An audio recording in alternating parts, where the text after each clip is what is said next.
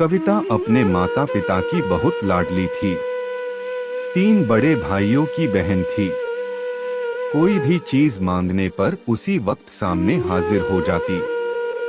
पूरे घर में रौब था उसका। पूरे परिवार और नौकरों पर राजकुमारी की तरह हुक्म चलाती थी कविता। स्कूल में भी पूरा रौब था उसका। बड़े घर की लाडली जो थी वह। ऐसे ही उसने कॉलेज में दाखिला लिया। उसके ठाठ बाट, बड़ी गाड़ी में आना जाना, हर दिन नया फैशन देखकर हर कोई उससे दोस्ती करना चाहता था। थोड़े ही दिनों में उसके बहुत से दोस्त बन गए। पूरे कॉलेज में उसकी अपनी ही एक पहचान थी।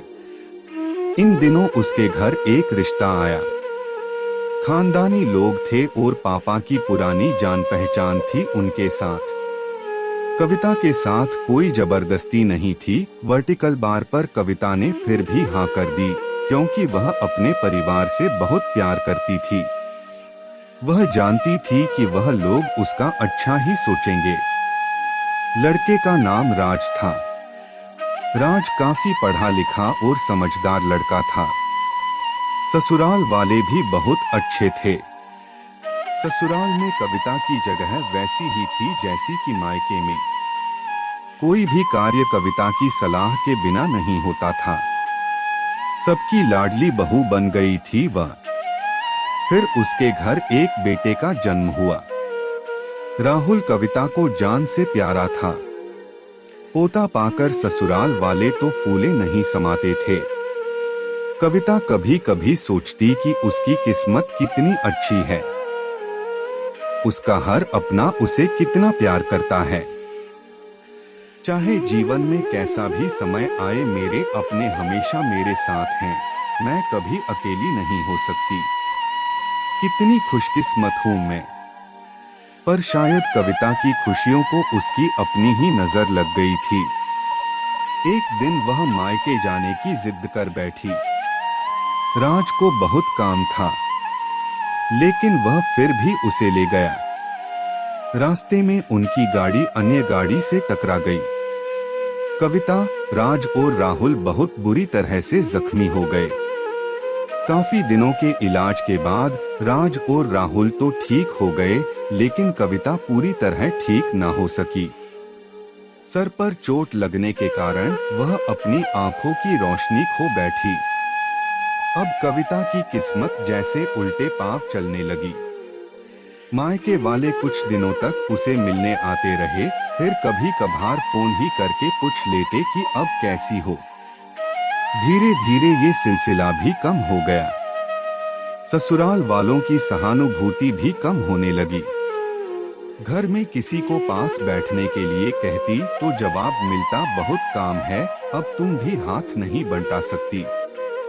राज भी चिड़चिड़ा हो गया था। बस राहुल ही था उसके साथ, जिसके साथ हंसते खेलते उसका वक्त गुजरता। एक दिन कविता के हाथ से कुछ सामान गिर गया, जिसकी वजह से राहुल को हल्की सी चोट लग गई। कविता के सास ससुर ने राहुल को उससे अलग कर दिया कि कहीं उसके ना देखने की वजह से बच्चे का कोई नुकसान ना हो जाए। कविता अंदर से टूट चुकी थी। एक दिन उसने सबके सामने मायके जाने की इच्छा रखी तो राज उसे तुरंत मायके छोड़ आया, जैसे कि वह भी यही चाहता था। लेकिन राहुल को उसके साथ नहीं भेजा गया। कविता कभी राहुल से दूर नहीं रही थी, पर अपनी कमी के कारण उसने ज्यादा बहस नहीं की। कविता को लगा कि वह 3-4 दिन वहां रहेगी तो थोड़ा हवा पानी बदल जाएगा, क्योंकि वह कितने दिनों से कहीं भी बाहर नहीं गई थी। घर वाले भी इतने दिनों बाद उसे देखकर कितने खुश होंगे। कविता के घर पहुंचने पर सब लोग बहुत खुश हुए। खाने में सब कुछ कविता की पसंद का ही बना था। उसने अपने मम्मी पापा और भाई भाभीओं से दिल खोलकर बातें की। उनके छोटे छोटे बच्चे भी बुआ के साथ घुल मिल गए थे। रात को सोने के वक्त जब वह कपड़े बदलने लगी तो उसे पता चला कि उसका बैग तो बहुत भरा हुआ था। वह सब समझ गई। वह बहुत उदास हो गई। कुछ दिनों तक तो सब ठीक रहा, फिर जैसे सब बदलने लगा। सबका व्यवहार बदल रहा था। वह लोग जैसे थक चुके थे उससे। सब लोग घूमा फिराकर पूछने लगे कि राज कब आ रहा है, उसे ले जाने। वह बहाना बना देती, जबकि वह जानती थी कि उस घर में अब उसके लिए कोई जगह नहीं। कविता से चलते वक्त कुछ ना कुछ नुकसान हो जाता। थोड़ी बहुत टोका-टाकी उसे सुनाई देती, वह टाल देती। एक दिन उसके हाथ से लगकर एक कीमती फूलदान टूट गया। छोटी भाभी ने बहुत हंगामा मचाया। कविता के माता पिता रोज रोज के झमेलों से तंग आ गए थे। उन्होंने राज को खुद से फोन कर दिया। राज कविता को अपने घर ले गया।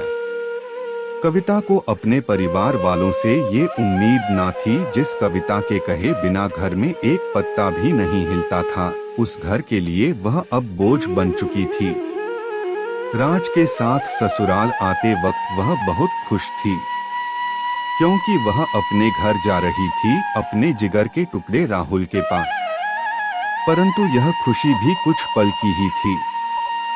सारा बंदोबस्त पहले ही किया हुआ था। कविता को सीधे ऊपर वाले कमरे में पहुंचा दिया गया। राहुल से दूर रहने की सख्त चेतावनी दी गई।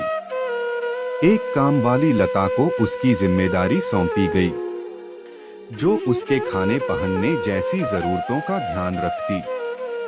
कविता ज्यादातर चुप ही रहती। कभी कभी काम वाली लता से थोड़ा बतिया लेती। उसके जरिए राहुल का पता चल जाता। सबकी लाडली बेटी और बहू सबके लिए लाडली से बोझ बन चुकी थी। इस तरह की कहानियों का विशाल संग्रह हमारे पास उपलब्ध है। इस तरह की और कहानियों को सुनने के लिए आज ही हमारे चैनल को सब्सक्राइब करें।